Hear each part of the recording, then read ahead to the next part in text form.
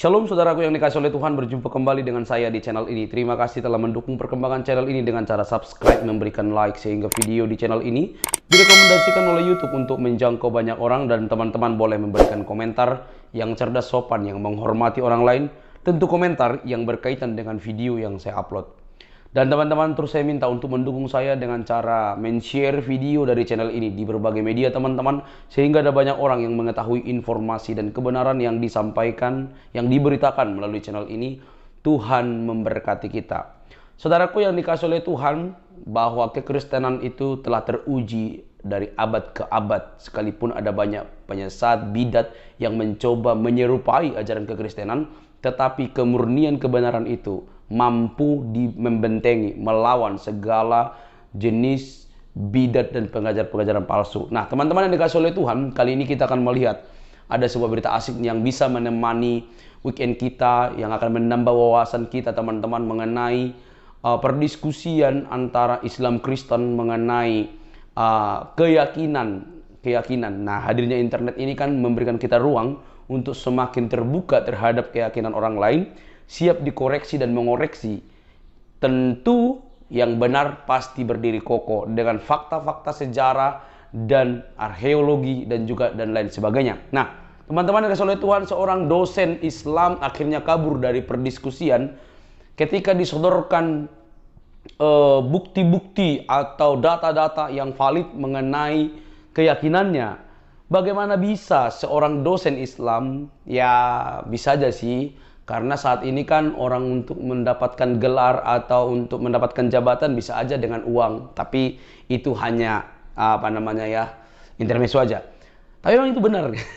Nah, ada banyak orang dosen, ya itu supaya menjadi dosen ya beli ijazah segala macam. Kan kayak Ustadz Kainama katanya tamatan dari Israel, tapi diminta ijazahnya malah nggak bisa nunjukin, tapi sok berbahasa Ibrani gitu ya. Tamat dari STT Jakarta, lalu S2, S3 di luar negeri. Itu kan sebenarnya kalau dia mengaku sih nggak apa-apa, tapi kalau diminta bukti itu penting. Makanya banyak saat ini orang atau para mualaf, ustadz-ustadz yang berlatar belakang mualaf, halunya minta ampun dah.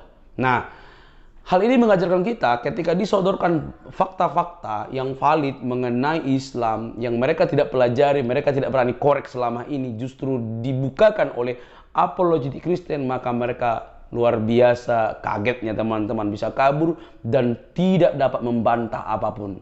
Bagaimana diskusinya?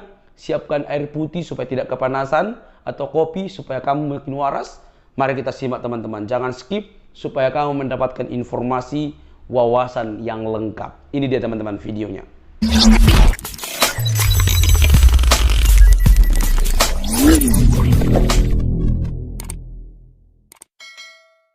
Ini ada mungkin Albulan mau tambah ini, silakan Albulan.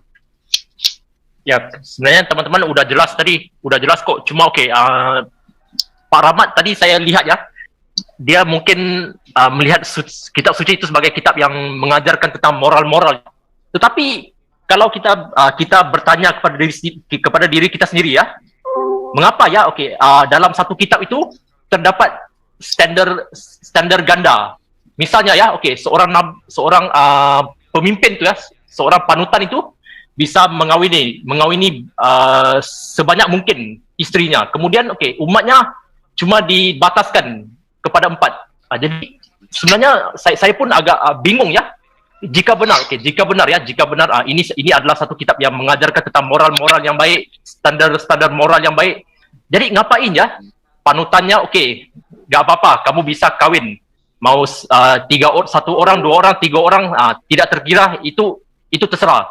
Tetapi yang umatnya cuma dibataskan kepada 4 orang aja. Itu gimana ya? Saya tidak paham. Kemudian persoalan kedua di sini ya. Begini, Bang Bulaja. Ya, silakan. Itu menurut pendapat saudara kami, itu merupakan hak istimewa yang diberikan kepada Allah, kepada baginda.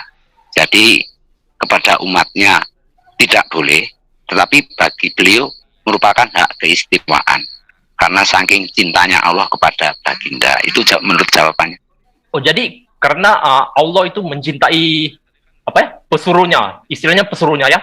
lalu dia mengizinkan pesuruhnya itu mengawini sebanyak mungkin isteri. Jadi menurut saya lah, saya masih bingung lagi. Gimana sih?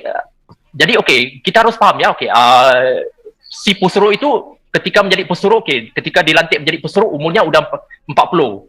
Kemudian dia hidup lagi 23 tahun ya. Ketika itu usianya pun udah lewat, udah lanjut. Jadi saya tidak tahu apa misinya ya. Seorang yang udah mencapai level kakek-kakek ya, masih lagi diizinkan mengawini wanita. Sedangkan terdapat lagi pemuda-pemuda, orang-orang muda yang sebenarnya bisa mengawini perempuan-perempuan yang diberikan kepada itu pesuruh itu. Saya bingung lah di situ. Kalau Alah, Albulan bilang aja lu ngiri, satu pun nggak dapat kalau lu. ya iri lah. Ya makanya. Ya. Yang sono boleh nikah sebanyak-banyaknya, lu satu aja belum. Bang Bulanda, Ya bro. kalau saya baca Asbabul Nuzul At-Tahrim 15 ini, saya juga bertanya-tanya. Pertanyaan saya, siapakah Allah SWT? Kalau kita lihat Asbabul Nuzulnya, kan begitu tertangkap basah, titik-titik, kan baru turun ayat pembelaan. Ini saya juga benar Bapak, logika Bapak jalan. Nah, makanya ada yang ini saudara kami yang lain menjelaskan, kalau saya kurang begitu pinter. Makanya saya kesini. Kalau menurut saya Bapak ini 10 kali lebih pintar dari mereka. Minta maaf ya. Udah buka topik baru aja sih. Slayer mana Slayer? Apa yang buka topik baru tuh di tempatku mati itu. Ini selesai Bu, sahabat itu udah 7 jam. Ini kan istirahat dulu sebentar, belum buka topik. Oh iklan. Iklan iya. Oke. Nanti ya Pak Billy itu ada apa Bang Fahmi. Jadi aku mau bicara sedikit dong bro. Oke silakan Pak. Aku mau share screen nggak bisa ini. Bikin close dong. Oh itu close itu saya Siapa tuh? Erwin. Tadi aku udah sempat duluan. Domba satu aja nih. Domba yang mana yang mau di-close-in Domba? Banyak sharing dikit aja ini sama Pak Bapak tadi. Aku nggak tahu yang mana punyaku. Dua-duanya aja. Satunya itu pasti mute. Satunya pasti mute, nggak pernah bicara. Yang satunya laptop. Yang laptop itu apa? Nah ini. Sebelum mulai acaranya Pak, saya mau nanya doang Pak. Sebentar. Tadi saya nunggu doang sih. Sebentar ya. Oh iya. Jadi ini Pak Rama ya. Kalau kitab Taurat itu kan ditulis Musa tahun 1445 sebelum Masehi. Kemudian ada kitab para nabi mulai dari Yosua sampai dengan Maliaki itu 1375 sampai 500 sebelum Masehi. Kemudian ada kitab Injil dan kitab para rasul itu ditulis tahun 40 ke 70 Masehi. Kemudian Quran ditulis pada abad ke-7 ya. Tetapi ini baru dikodifikasi oleh para sekolah muslim tahun 1924 di Kairo Mesir. Yang saya sampaikan sama Bapak untuk perenungan aja ya. Kitab Injil dengan kitab para rasul itu sejak gereja ada, sejak zaman Yesus atau sejak kitab ini ditulis, itu disatukan dengan kitab Taurat dan kitab para nabi, Pak. Dan sampai sekarang ini semua disatukan, dijadikan jadi satu kitab, digabungkan, Pak. Dan apa yang ada di dalam APL ini digenapi, disempurnakan di dalam Kristus. Dan inti beritanya di sini semua itu tentang Yesus ini. Jadi kitab PL dan kitab PB itu berpusat kepada Yesus Kristus ini. Tetapi kemudian datang kitab Quran tahun abad ke-7 ya, mengatakan bahwa Suaranya kurang bagus, Udah, itu udah dari netizen ngomong. Iya, yang penting masih mengerti. Nanti tunggu dulu lagi apa ini. Jadi ini dia kitabnya. Pertanyaannya gini, Pak.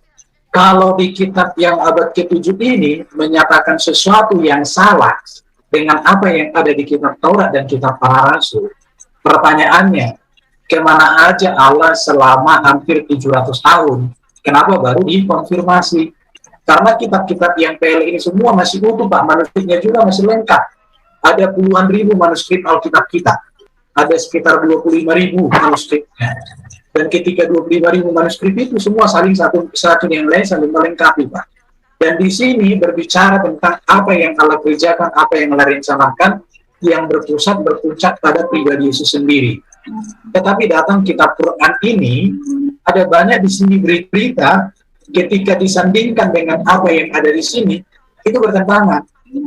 Tetapi memang diklaim bahwa kitab Quran ini sempurna, tetapi pertanyaannya kesempurnaannya di mana? Contoh, di dalam kitab Quran, menurut teman-teman yang mempelajari Quran, hanya satu nama wanita, yaitu Siti Maryam. Yang lain tidak.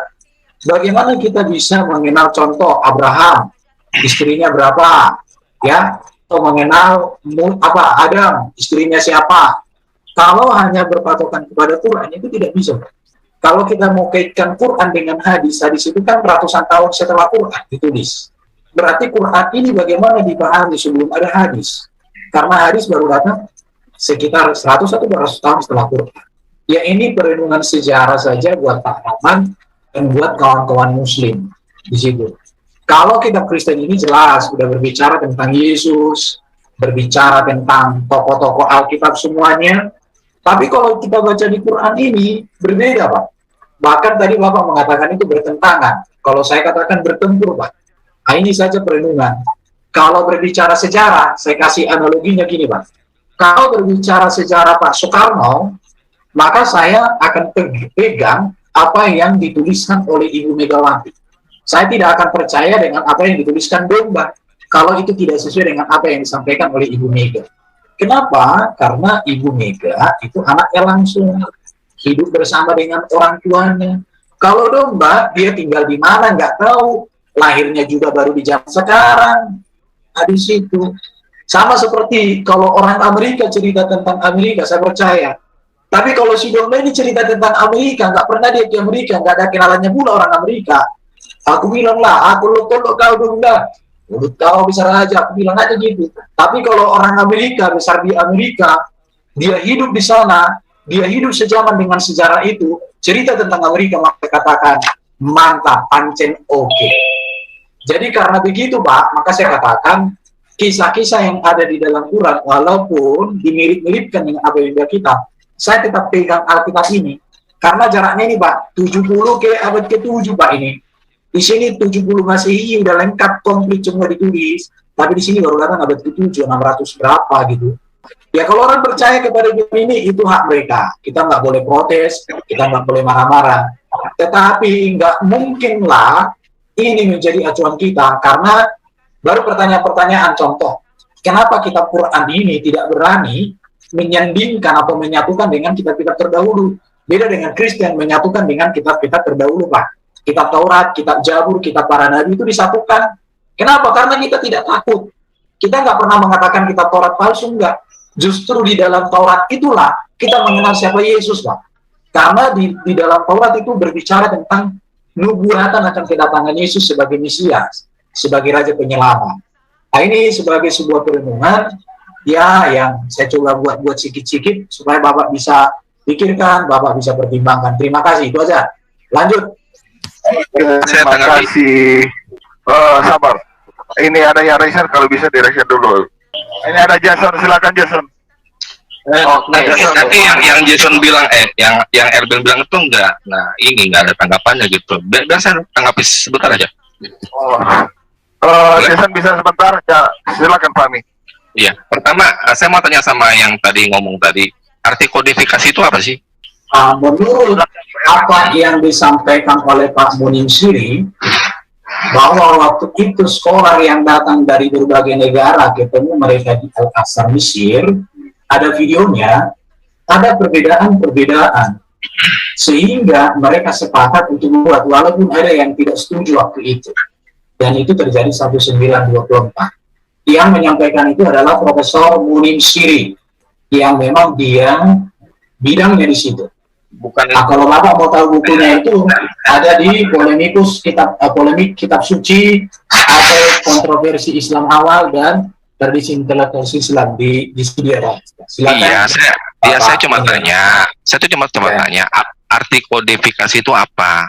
Kodifikasi Bapak nggak tahu. Bapak seorang dosen. Enggak, maksudnya tadi kan coba dibuka ulang tadi slide-nya dulu. Slide yang mana? Aku jawab. Kodifikasi Iya, iya. itu dari kodeks artinya dibukukan. Kodeks itu artinya lembaran-lembaran yang dijilid, dipotong-potong dari gulungan atau server, kemudian dikodifikasi itu artinya mulai dibukukan. Kalau kanonisasi itu artinya distandarkan. Nah, di sini Oke, sudah jelas, Pak Fahmi. ditulis di Arab oleh orang Arab di abad ke-7. Oke, saya setuju. Dikodifikasi tahun 1924. Kalau tadi dibilang dikumpulkan. Menurut aku sih harusnya dikanonisasi, Pak, distandarkan, Pak. Dikumpulkan di tahun 1924. Nggak salah tuh. Nggak salah, Pak. Jadi Quran yang Bapak pegang sekarang versi Hafs dari Ashim itu distandarkan tahun 1924 oleh Universitas Al-Azhar Cairo University yang bernama Muhammad Al-Hudaini. Al-Hadad Al-Hudaini. Ya udah, itu berarti pengertian dari slide ini itu kodifikasi itu tahun 1924. Tapi beginilah, kalau tadi dibilang sama Dikanonisasi harusnya distandarkan. ya, sebutan itu dikumpulkan. Nah, kalau kita ingat ya, itu kan ada namanya itu manuskrip, misalnya manuskrip ketua ya, itu Birmingham manuskrip, kemudian ada Tübingen manuskrip, kemudian yang agak lengkap itu top copy. Nah, itu jaraknya itu kalau diadu dengan misalnya kalau yang dibilang tadi itu complete manuscript of Bible, itu kan setahu saya itu yang tertua itu ya Codex Sinaiticus gitu. Codex Sinaiticus itu seingat saya ya itu di abad ke-4.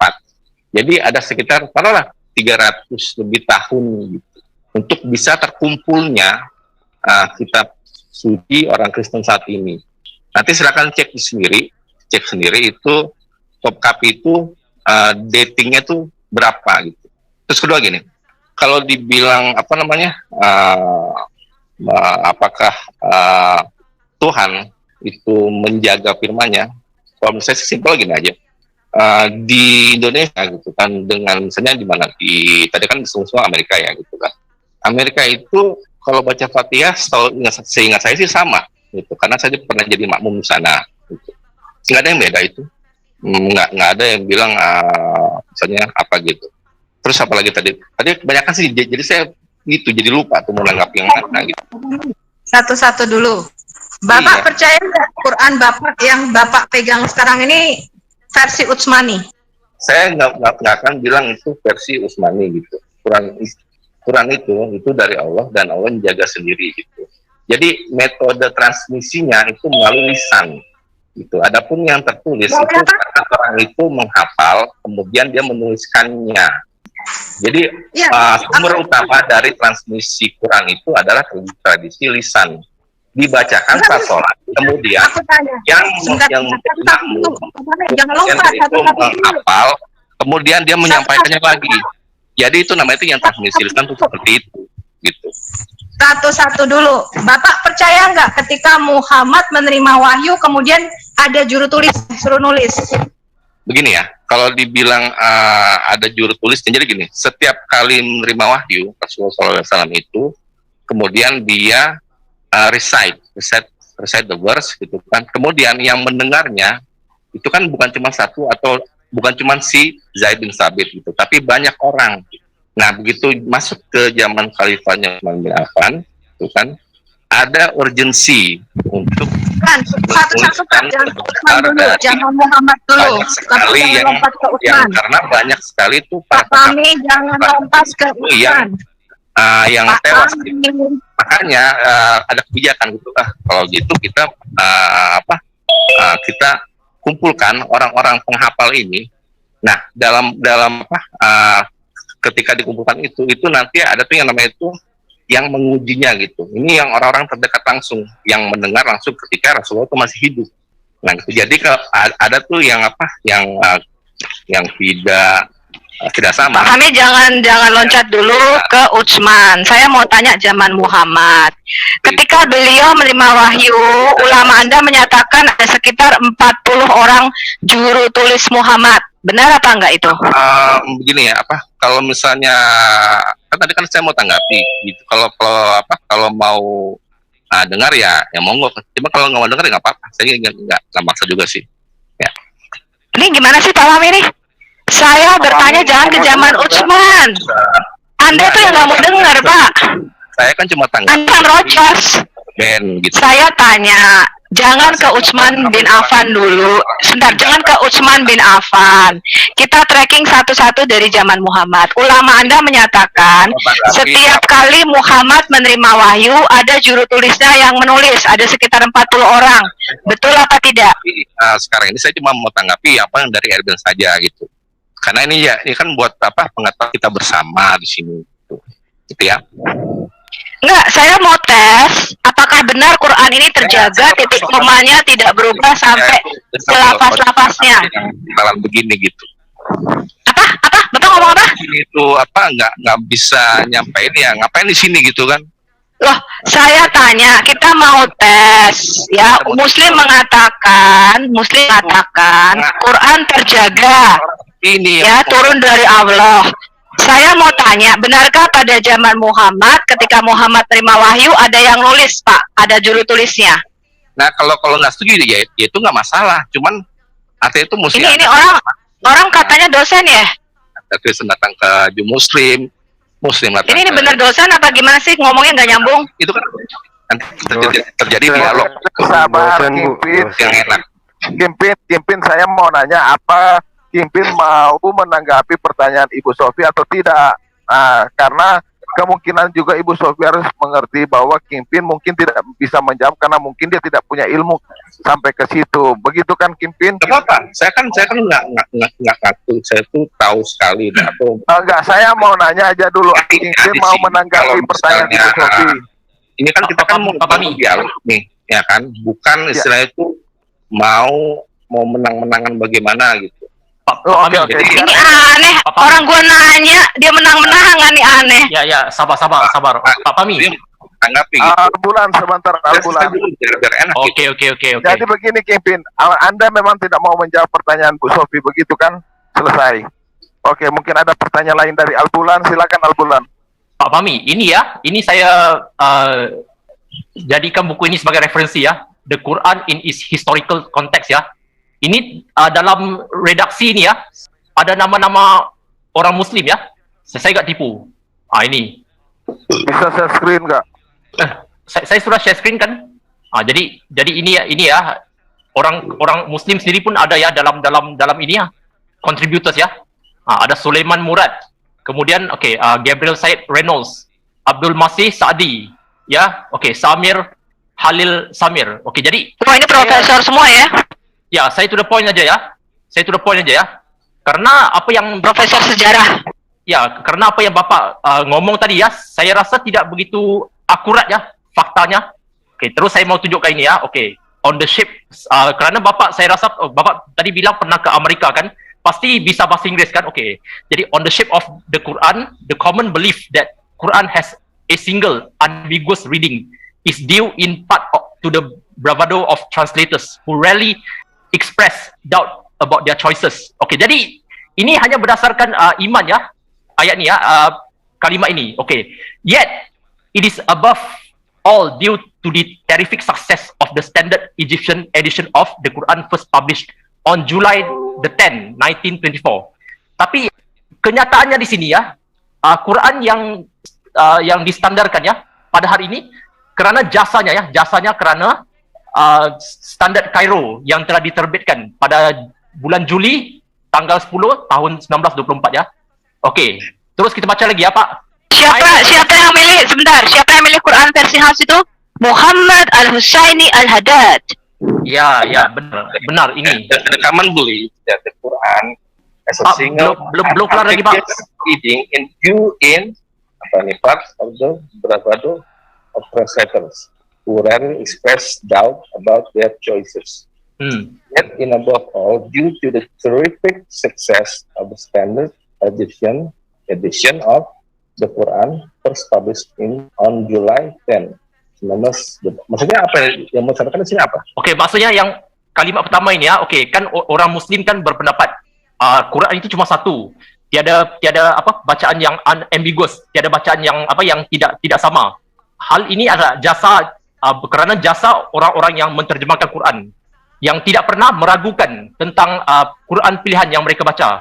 Tetapi sebenarnya di atas anggapan itu, sebenarnya jasa ini adalah berdasarkan standardisasi ya, edisi Mesir yang dibuat pada tahun 1924. Ini ya, Bapak kan bisa bahasa Inggris, masa Bapak nggak tahu? Di sini dibilang. Iya, Quran yang sekarang ini disebut edisi Royal Cairo atau edisi King Fuad. Ya, Pak. Published in. Oke. Kamu tahu nggak beda antara yang diterbitkan itu dengan yang ditulis? Makanya kan dibaca manuskrip. Manuskrip itu artinya apa? Yang ditulis tangan. Terus Pak, habis itu bisa juga itu berarti dicetak, print out gitu. Jadi kalau kita bicara tentang edisi dari yang cetakan itu ya, ini betul gitu. Tapi apakah bukti manuskripnya itu sudah tertulis? Itu makanya tadi saya bawa itu kita adu gitu antara Codex Sinaiticus dengan Tokapi lah misalnya. Itu mana yang lebih dekat ke sumbernya gitu. Pak, saya tanggapi ya Pak. Ya, baca lagi Pak. Oke. Itu benar-benar saja. Jadi kalau mau dibilang itu dipublikasikan, diterbitkan menurut dari orang Mesir, ya itu nggak apa-apa. Itu saya nggak menyangkal gitu. Tapi kan intinya kan ini apakah tulisan manuskrip itu, tulisan Quran ya, kitab suci ya, antara suci Islam dengan kitab suci Kristen itu, ya kan, yang lebih dekat ke sumbernya itu yang mana gitu. Oke, Pak. Kalian bisa tahu lah gitu. Jadi saya nggak menyangkal ini, ya ini kan yang diterbitkan gitu. Nggak apa-apa. Oke, kita baca lagi nih. In response, the government destroyed a large number of such texts by sinking them in the Nile River and issued its own text. Terjemahkan, Al-Bulanda. Jadi sebagai responnya, pemerintah dari Mesir itu memusnahkan sejumlah besar, menenggelamkan, sinking, menenggelamkan sejumlah besar teks itu ke dalam sungai Nil, dan mengeluarkan teksnya sendiri. Ini gimana Pak? Kalau benar, kalau Bapak tadi bilang kan, itu kan cuma masalah publikasi kan. Jadi sebelum itu, teks yang sebelum itu gimana Pak? Yang ditenggelamkan itu, dimusnahkan, destroyed, kemudian ditenggelamkan. Itu gimana Pak? Nah, itu baca tuh. The Cairo project is followed in the spirit of Khalifah Utsman and Governor Al-Hajjaj bin Yusuf. Jadi pada waktu itu Utsman juga membakar manuskrip lainnya, membuat versinya sendiri yang dia menyuruh Sayyid Tabit bikin. Begitu juga dengan Al-Hajjaj bin Yusuf, waktu itu disuruh bakar itu semua salinan-salinan Utsman. Al-Hajjaj bin Yusuf waktu itu membuat versinya sendiri sampai akhirnya masih terus berkembang pada waktu itu. Kemudian ada 7 qiraat yang dikanonisasi oleh Al-Mujahid, ditambahkan 3 oleh Al-Jasari. Tetapi karena masih berkembang menjadi 50 atau 30 bacaan, kemudian disatukan kembali oleh Al-Azhar Universitas Kairo menjadi bacaan Quran versi Hafs atau edisi Royal Cairo 1924. Ya, benar Bu. Kemudian di sini ya. Oke, saya dulu. Oke. Ya, jadi di sini kalau saya baca sih itu pemerintah Mesir waktu itu punya motivasi ya, kan dibilang ya. In fact, the Egyptian government was motivated to begin the project that would lead to the Cairo Quran edition due to the variations or errors as an appendix to the Cairo edition described then found in the Quranic text that they had been importing for state school. Ya udahlah. Ini gini ya. Jadi ini pemerintah Mesir di sini gitu. Ya mereka itu memusnahkan yang edisi lama mereka gitu, karena ditemukan oleh mereka sendiri itu ada di dalam situ tuh ada apa ya? Ada variasi atau kesalahan. Jadi yang salah itu dari pemerintahnya sendiri gitu. Kayak sudah ya. Oh, jadi yang salah ya pemerintahnya. Jadi materi-materi ini yang diajarkan di sekolah itu gimana Pak? Bukankah materi ini dipakai di sekolah-sekolah itu? Ya kebetulan gini ya. Jadi kan saya kan nggak tahu banyak tentang sejarahnya itu kenapa pemerintah Mesir itu mereka memusnahkan yang cetakan yang mereka temukan itu ada variasi atau kesalahan gitu. Saya nggak tahu asal mula itu bagaimana gitu. Nanti silakan cek. Jadi saya kenapa bisa buka ini dong. Albulanda puterin videonya Munim Siri dong. Munim Siri, benar. Biar Muslim juga tahu sejarah kanonisasi atau standarisasi Qur'annya. Tapi kenapa jelas nggak pakai ya? versi Hafs? Oh nggak apa-apa di channel saya juga ada tuh Munim Siri. Oh channel Munim Siri ya? Kanonisasi gitu. Itu nggak ada seperti itu. Karena yang menjaganya sendiri itu dari pemiliknya langsung, ya Tuhan. Istilah ya makanya kita tes Pak, kita tes bener nggak Quran Anda terjaga? Nah, sebentar dulu, sabar dulu.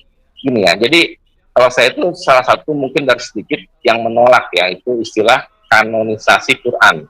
Quran itu bukan kayak Bible ditetapkan oleh mungkin satu orang atau sekelompok orang sehingga menjadi kata-kata Tuhan. Jadi yang menentukan kata-kata Tuhan itu malah manusia sendiri, bukan Tuhannya. Menurut saya itu aneh gitu. Pak Pami. Nah, justru yang dikanonisasi itu Quran Anda Pak. Ya, Quran Anda itu pada waktu zaman Muhammad ada 7 Quran, ada 7 versi Quran, namanya Sabatu Ahruf. Tetapi apa haknya Utsman ibn Affan membuat hanya satu bacaan saja, padahal Allah, Jibril dan Nabi Anda mengatakan ada 7 macam ahruf. Di sini kenapa itu? Lain nggak di sini? Lalu di sini ada. Kenapa Anda takut Pak? Kenapa Anda takut berbicara sejarah? Di sini ada Muslim lain nggak? Ada tuh Muslim Pak Rahmat. Oke, Pak Rahmat, assalamualaikum. Pak Rahmat. Waalaikumsalam. Pak Rahmat, pernah nggak itu Pak Rahmat itu diajari itu apa? Kalau Quran itu dikanon. Quran itu distandarkan. Non itu adalah bahasa Yunani untuk kanon itu artinya mistar atau penggaris. Jadi Utsman itu ya mengkanon, menstandarisasi Quran namanya. Pak Rahmat, pernah nggak diajarin kalau Quran itu dikanonkan gitu? Tidak pernah. Oke. Tidak pernah. Tetapi juga menjadi pertanyaan loh Pak Fahmi. Ya. Yang jadi pertanyaan tuh, mungkinkah Allah itu menurunkan kitab gedebuk berupa buku, ini yang jadi pertanyaan juga. Ya. Makanya tuh ada ayat tuh inna anzalna fi lailatul qadr. Jadi kata anzalna itu bukan satu kali turun satu paket gitu, tapi secara berangsur-angsur. Pak Rahmat. Ya. Pak Fahmi dulu. Ya. Pak Fahmi pernah membaca Sirah Nabawi di mana Baginda ini pernah berguru kepada Warakah bin Naufal. Mungkin Bapak nanti bisa mempelajari siapa. Itu ada di Bukhari 3 gitu. Jadi waktu itu kisahnya ya para matya Rasulullah setelah menerima wahyu di dua hira pertama kali ya, kemudian datang kepada istrinya Siti Khadijah radhiyallahu anha. Kemudian berdua itu mereka mau konsultasi dengan Warakah bin Naufal gitu kan. Dan di situ Warakah bin Naufal itu malah mengkonfirmasi bahwa Rasulullah SAW itu adalah yang dijanjikan gitu, karena nggak ada keterangan kalau Warakah itu adalah Muslim gitu. Bahkan istilah Muslim itu belum ada, karena ini baru awal wahyu gitu. Artinya kita bisa menginfer bahwa Warakah ini adalah dia ahli kitab, entah itu dari Yahudi, entah itu dari Kristen, yang penting dia sudah tahu, dan di akhir dari Bukhari 3 itu bilang akan mendukung dia gitu. Itu ya Pak Rahmat. Apa Mi? Justru begini. Oke. Dari narasi ini ada semacam kedekatan, bahkan Warakah bin Naufal inilah yang mentasbihkan atau meneguhkan kenabian Muhammad. Bahkan dari Warakah bin Naufal inilah yang pertama kali mengenalkan istilah namus atau malaikat Jibril tadi. Sehingga saya berasumsi ada kedekatan yang sangat intim dengan Warakah bin Naufal ini sebagai pendeta Nasrani saat itu. Dari situ saya ada benang merah. Nasrani ya? Iya, ya, Nasrani. Ya. Kalau saya sih nggak dapat itu informasi kalau Warakah itu. Nah ini Pak, perlu Bapak membaca Sirah Nabawi, nanti bisa diklik. Nah, atau pernah mengikuti biasa ya, atau Pak Rahmat itu di share aja gitu, mana gitu. Tapi beginilah, itu intinya itu. Jadi kalau Quran itu bagaimana itu bisa terjaga gitu kan? Kita praktis saja gitu kan. Di semua bagian bumi itu, ya, itu membaca Quran itu nggak beda. Yang beda itu mungkin dalam hal tadi ya, seperti tadi Ibu tadi bilang itu tentang apa yang Sabatul Akhir itu gitu. Nah, itu bisa terus kalau saya itu nggak tahu mendalami itu, tapi ada, saya bisa nanti kasih nama-nama orang itu yang mendalami ini gitu. Dan itu akan bisa lebih menjelaskan tentang Sabatul Akhir itu. Tapi gini lah, kenapa itu ada 7 macam itu kan? Di hadis itu dibilang itu kan, ketika Jibril alaihissalam itu datang menyampaikan wahyu pada Rasulullah SAW itu kan, Rasulullah itu membaca sampai ke-7 kali. Nah, pas di ke-7 kali itu baru dihentikan. Gitu. Artinya, ke-7 bacaan itu adalah legit, sah. Gitu. Jadi, kalaupun ada perbedaan misalkan kotaluk, kotilu, gitu. Kotaluk, kotilu itu sama-sama sah. Gitu. Narasinya hadis Bapak nggak begitu, Pak? Ya, Pak Pami.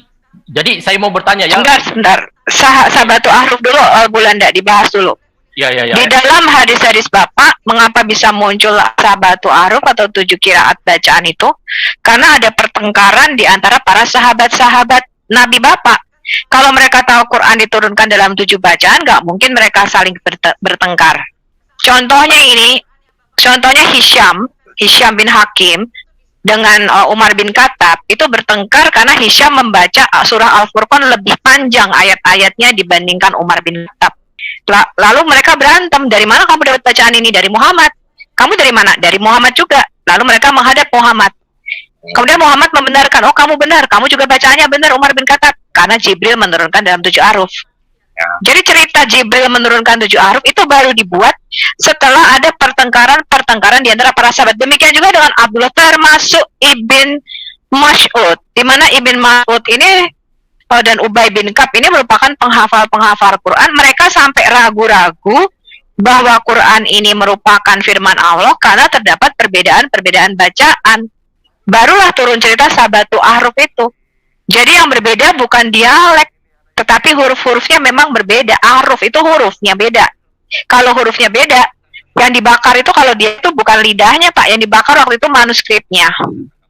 Nah, perbedaan bacaan-bacaan inilah yang menurut sejarah Utsman bin Affan menyatukannya di dalam satu mushaf wahid namanya.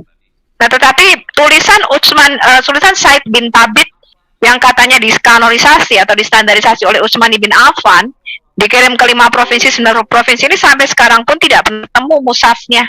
Protolannya saja nggak pernah ketemu. Sisa-sisa papirusnya atau manuskrip atau perkamannya nggak pernah ada. Yang Bapak sebutkan tadi di Topkapi, di Ma'il, Petropolitanus, Birmingham, semuanya abad ke-7, abad ke-8, bukan abad ke-7, sorry, akhir abad ke-8, awal abad ke-9. Termasuk yang Birmingham. Walaupun dari sisi C14 atau carbon datingnya lebih dulu daripada zaman Nabi Muhammad, tetapi kalau kita lihat paleografinya justru tahun 700-an lebih. Karena dia palimpsest. Palimpsest itu artinya ditumpuk, ditimpa tulisannya. Jadi mana ini manuskrip yang ditulis Said bin Thabit ini? Oke, sudah? Oke. Gini. Ya, silakan dijawab. Ya. Seperti saya bilang itu, Quran itu tidak berdasarkan dari manuskrip, tapi dari memorization. Jadi paling gampang gini lah, kalau sholat tarawih itu kan biasa tuh mau baca itu dari mulai hari pertama sampai hari terakhir itu full gitu, dan itu dilakukan kan setiap tahun gitu, mau baca fullnya. Tapi bukan cuma itu saja gitu kan, ada cara-cara lain tentang transmisi lisan ini. Jadi kalau Muslim ditanya gitu kan, dari mana kita bisa tahu kalau Quran itu sama dengan yang disampaikan oleh Rasulullah SAW itu, ya melalui transmisi lisan itu, hafalan. Tapi kan banyak kan itu, ya buktinya ada tuh yang penghafal Quran tuh ada gitu. Itu bukti kalau Tuhan sendiri itu menjaga gitu, menjaga Quran itu supaya nggak ada yang, walaupun sekarang ini ya, sekarang tanggal 20 Maret 2022 itu semua salinan dari Quran itu dimusnahkan, kita masih bisa merekonstruksi lagi dari apa? Dari para pengguna ini. Oke, Bu Sufi, kasih kesempatan saya. Itu hanya kasih kesempatannya. Boleh kami bertanya? Oke. Saya bertanya. Mau bandingkan ke Bible gitu kan? Bisa nggak itu? Ya, kita nanti bandingkan satu-satu. Kita cek dulu. Silakan Al Bulanda dulu, baru nanti gantian.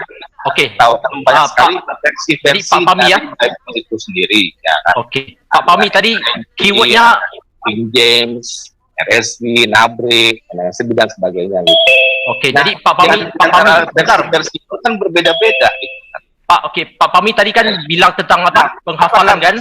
Nanti kalau misalnya itu ada, itu kan kalau misalkan ada bencana apa gitu kan, sehingga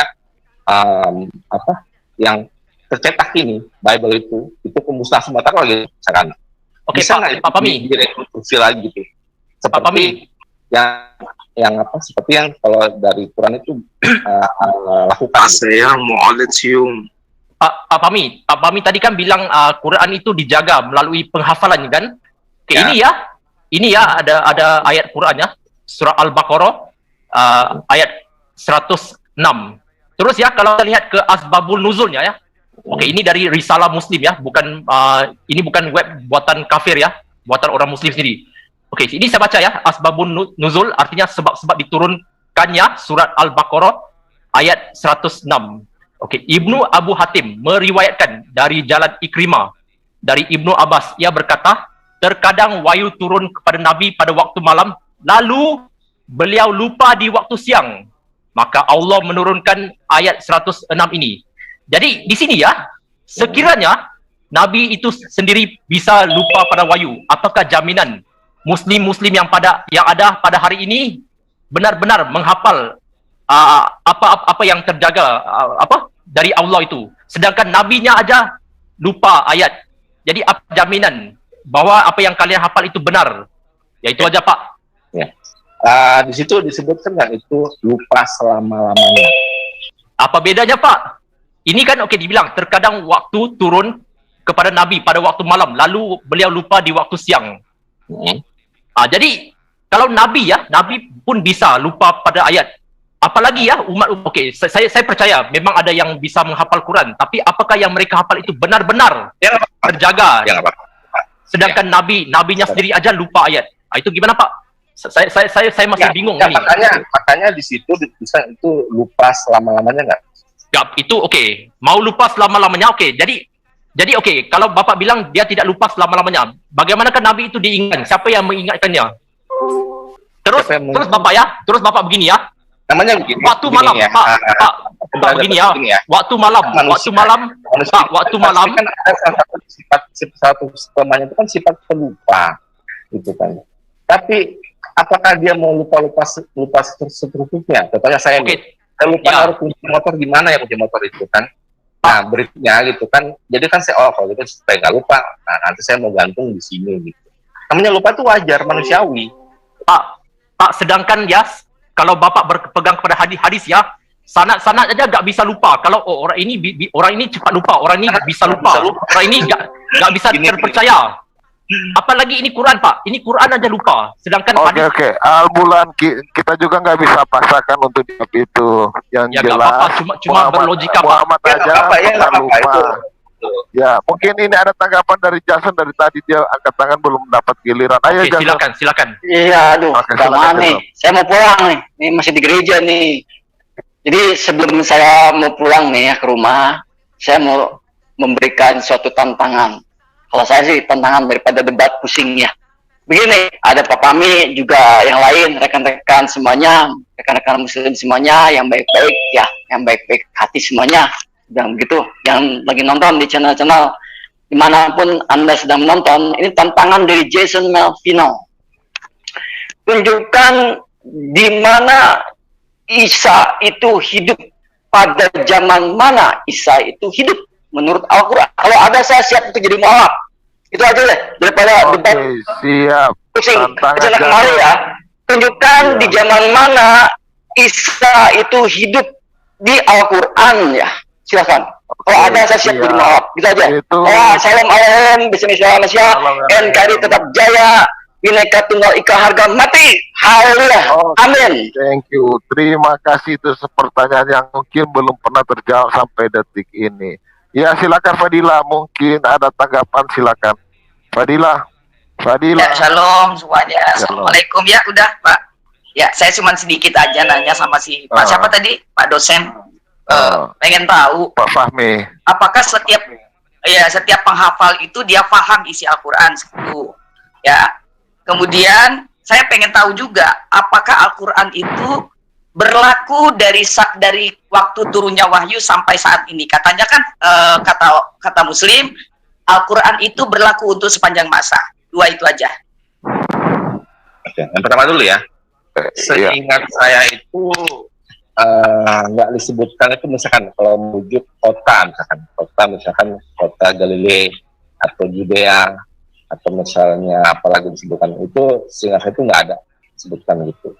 Terus kalau tanya itu zaman apa itu gini. Jadi kalau kalau mau ditanya persisnya itu zamannya apa itu gini lah, kan ada sosok figur ya, sosok figur itu yang datang sebagai utusan ke Bani Israel, dan menurut perspektif Islam Isa alaihissalam itu adalah nabi yang terakhir yang diutus untuk Bani Israel gitu.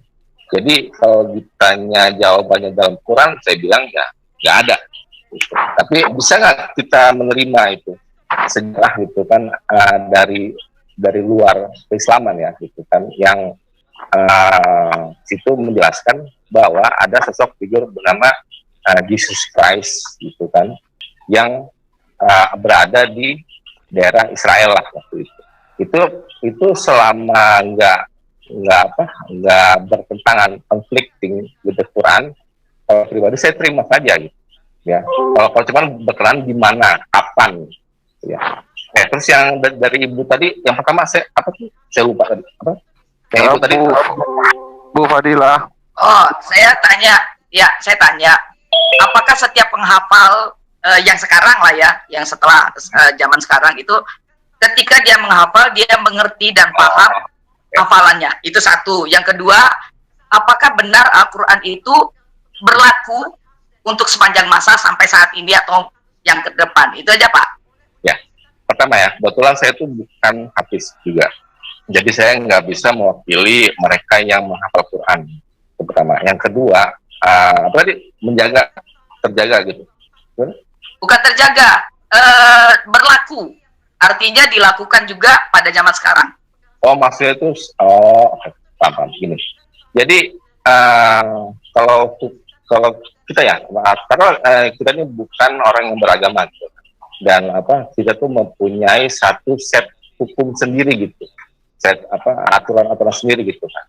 Tapi gini, kalau sebagai orang yang beragama, orang yang beriman gitu kan, berarti orang beriman itu berarti percaya kepada Tuhannya gitu, yang menciptakan saya gitu. Berarti bentuk pengakuan dari iman saya itu, saya itu menerima. Maaf, Bapak mutar-mutar, maaf, saya potong dikit. Yang saya tanya, saya nggak akan menjawab seperti ibu mau gitu. Jadi, kan saya tanya, jawabnya kok mutar-mutar. Maksud saya, apakah berlaku juga apa yang di dalam Al-Quran sampai saat ini? Jadi kalau ibu jawabnya jangan muter-muter, silakan aja. Apa? Jadi gini ya, sepertinya kalau dia punya pendapat, sabar. Bukan punya pendapat, ini nggak nyambung pertanyaan saya sama jawabannya. Oke. Yang dari itu menjawab gitu. Itu namanya. Saya jawab. Bisa nggak jawab? Ya, saya bentar aja. Dari pertanyaan Fadila. Jadi apa yang Fadila tanyakan, coba diulangi Fadila, Ibu Fadila, pertanyaannya Ibu Fadila. Saya bertanya, apakah isi dalam Al-Quran itu berlaku untuk sepanjang masa? Itu aja, iya atau tidak? Oke, terima kasih. Siapa yang mau jawab? Saya jawab. Oke, saya bertanya sama Bapak dosen kok, kan dosen. Nah, kalau Pak dosennya nggak bisa jawab, bagaimana lagi Bu? Apa Kimpin bisa jawab? Kimpin iya atau tidak? Itu aja dulu, baru penjabaran. Saya aja yang awam, Muslim awam. Sabar. Kimpin hanya menjawab iya atau tidak, baru dijabarkan. Oh, berarti si ibu yang gambar salib itu nggak butuh penjelasan, ya udah saya jawab iya. Apa kurang dengar saya, Pak? Jadi jawabannya Kimpin berlaku sampai selama-lamanya, begitu Bu? Oh ya, boleh saya tanggapi dikit? Oh silakan Bu. Oke, maaf ya Pak Kingpin, Pak Kingpin ya namanya. Iya. Banyak ayat-ayat, terutama maaf ya, ayat tentang membunuh kafir, tentang berjihad. Ya. Salah satunya At-Taubah, kalau saya nggak salah ya, 29. Nah, itu banyak muslim yang mengatakan itu berlaku cuma di zaman perang. Ya. Artinya tidak berlaku di zaman sekarang. Ya. Nah, artinya ada beberapa ayat, bahkan banyak ayat yang tidak berlaku juga di zaman sekarang. Artinya tidak berlaku. Al-Quran itu tidak bisa dikatakan bisa berlaku untuk sepanjang zaman. Ya. Dia menyesuaikan. Satu, jadi kedua. sepertinya Ibu Fadila, yang jadi Al-Quran sepertinya menurut tanggapan muslim yang lain hanya berlaku pada saat itu, berbeda dengan tanggapan dari Kimpin berlaku selamanya. Oke. Sabar. Sebentar Pak, sebentar Pak, saya mau menanggapi dulu pertanyaan pertama. Bentar, saya bisa. Kimpin. Satu dong. Kimpin, saya sebentar Pak Kimpin sabar dulu. Sabar dulu. Oke. Ya sebentar, saya mau menanggapi pertanyaan yang pertama, yang masalah penghafal. Dulu. Enggak. Oh, Kimpin, sabar. Kalau dulu moderator dulu, Saya belum menanggapi yang masalah pertama, Pak. Masalah penghafal.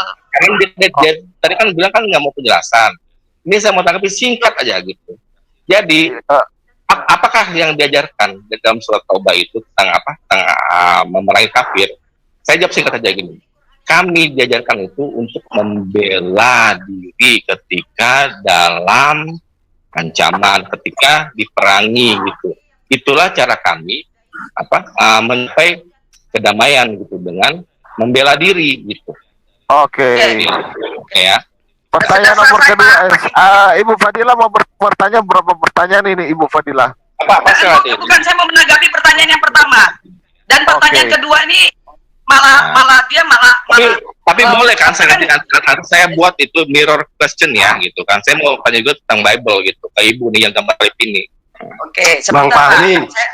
Boleh kan? Sebentar. Boleh nggak? Bang Fahmi, dengar. Saya tanya dulu, boleh nggak? Bang Fahmi, dengerin dulu. Nggak boleh nggak gitu. Dengerin dulu, tampung kan dia kan jawab gitu. Dia kan tanya. Fahmi, tampung. Makanya saya mau tanya itu dari Bible juga gitu. Kan supaya adil gitu kan. Piang, kenapa kamu gitu bahasanya, Piang?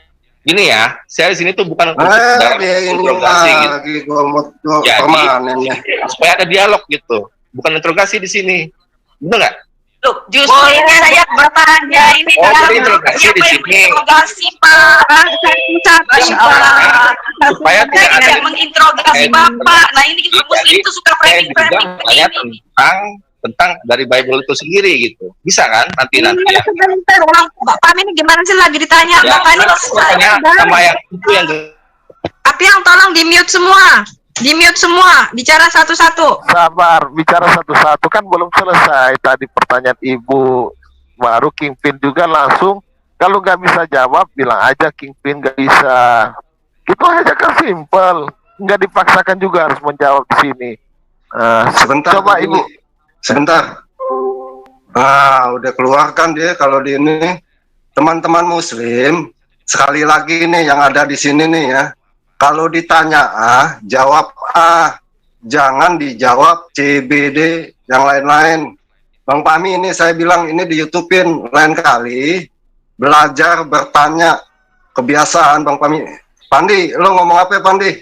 Oke, saya mau jawab tadi pertanyaan si Ibu Fadila tadi. Jadi gini. Enggak, bukan itu. Kamu tadi ngomong apa sama Apiang? Tadi tuh yang ditanya Apiang. Kamu ngomong apa sama Saya bilang ke Piang, jangan kamu ngil gitu ke Bunda saya, ke Bang Fahmi, nggak usah gitu kamu. Ya, kalau kamu ngomong sopan, Piang. Manggilnya apa? Manggilnya apa? Manggilnya sopan lah. Kalian mengajak harus menunjukkan ajaran kasih. Katanya ajaran kasih. Kok kayak gitu? Ini kalau ditanya, jawab. Gue manggil apa? Makanya kamu punya ajaran kasih, kamu harus nunjukin ajaran kasih. Aduh, di sini. Kamu sok-sokan kamu. Panggil kamu di sini nggak punya sopan. Kalian tuan rumah. Fahmi, jangan Lu kamu yang mentang-mentang nggak diajarkan. sopan. Ditanya Udah, apa, stop. jawab apa. Yang, udah stop. Dah, ulangi dari nol. Fahmi, kamu jawab pertanyaan Bu Fadila. Fahmi udah kabur.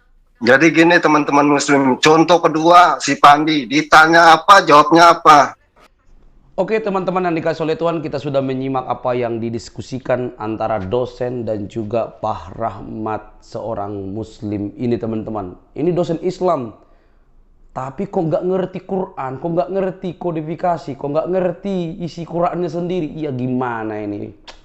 Gimana murid-muridnya nanti ini mendengar dosen tapi mendengarkan mahasiswanya pintar ini nggak tahu Al-Qur'annya gimana. Masa jadi apologetik Kristen yang lebih tahu Quran? Ini jadi terbalik ini ya. Makanya saya bilang ada banyak dosen yang nggak punya ilmu sebenarnya karena beli ijazah. Oke teman-teman, ada beberapa hal yang penting untuk kita garis bawahi teman-teman ya. Ada yang penting untuk kita bawahi, bahwa ada memang orang-orang muslim ini nekat banget dia kalau mau debat, mau diskusi walaupun ilmunya ndak ada. Ya, jadi begitulah kebiasaan mereka. Yang penting kan berani, ya. Yang penting kan berani. Urusan benar salah belakangan dong. Kalau Ustaz Juma pakai modal suara besar, yang penting suaranya besar kayak meriam bambu kata Erben. Yang penting ketika ada orang ngomong suaranya ditutupi tuh dengan suara besar aja supaya poinnya itu kabur atau tidak kedengaran baik gitu. Nah, teman-teman, dosen Islam dan dia tidak mengerti Islam dan juga Quran hadisnya dan diajari oleh apologetik Kristen, terbalik luar biasa. Aduh. Jadi teman-teman muslim, perhatikanlah bahwa ada banyak orang seperti ini justru diandalkan oleh teman-teman. Makanya jangan suka menghafal. Menghafal sih boleh-boleh aja, tetapi harus pakai logika dan juga kecerdasan yang luar biasa untuk menalar supaya tidak dibodoh-bodohi gitu loh ya. Nah, sebagai orang-orang yang mau pintar, cerdas, ya harus berani keluar dari zona nyaman, tukang hafal gitu ya kan, tapi nggak ngerti gitu ya. Yang penting sok-sok berbahasa Arab gitu. Nah, teman-teman yang dikasih oleh Tuhan, hal ini menunjukkan kepada kita bahwa kalian harus banyak belajar lagi tentang Quran dan hadismu. Suruh tuh para ustadz mualafmu itu yang doyan sekali membahas Injil bukan membahas Quran dan hadis-hadisnya. Harusnya mereka bahas hadis, bahas Al-Quran ya, sedetail mungkin. Dan perhatikan teman-teman, dan ini bukan kabar baru, sudah lama. Quran yang masuk ke Indonesia itu versi Hafs seperti yang dikatakan oleh Ibu Sofi tadi, itu direvisi tahun 1924 di Kairo. Dan ada tadi namanya disebut Al-Hadad Al-Ghaini ya. Jadi kalau teman-teman mengatakan bahwa Al-Quran itu satu versi, yang masuk ke Indonesia itu revisi tahun 1924 di Kairo. Nah, teman-teman boleh berpikir dan cari itu kenapa kok bisa begini gitu ya. Bahkan daerah-daerah minoritas Islam juga sudah merevisi Quran. Jadi kalau mau bilang mau penyempurna, ya udahlah penyempurna, klaim aja nggak apa-apa gitu ya. Lalu ada sebuah komentar yang sangat menarik buat saya teman-teman, dan ini mungkin juga menohok tapi sederhana. Dia katakan begini, sebentar ya, luar biasa ini. Dosen tidak ada ilmu nih, ngeles melulu katanya. Ini gini, uang palsu dicetak setelah ada uang asli. Yang waras, yang cerdas pasti paham ini. Uang palsu dicetak setelah ada uang asli. Jadi mohon dinalar dengan baik apa maksudnya dan apa namanya itu paralelkan dengan perdiskusian pada hari ini. Nah, mari kita belajar teman-teman supaya kita semakin cerdas, semakin mengerti keyakinan kita dan tidak ditipu oleh orang-orang sekalipun itu katanya dosen, padahal pengertiannya tidak tahu apa-apa. Dan apologetik Kristen terus maju untuk memberitakan kebenaran. Karena firman Tuhan dalam 1 Petrus dikatakan, siap sedia. Berikanlah pertanggungjawabanmu terhadap imanmu kepada orang yang menyalahpahami, orang yang bertanya tentang imanmu. Ya, siap sedia. Sampai di sini video saya teman-teman. Jangan lupa untuk tekan tombol subscribe, like, komen, dan share. Semoga kita terus diberkati dan ditambahkan wawasan. Selamat berweekend. Tuhan memberkati kita. Bye-bye.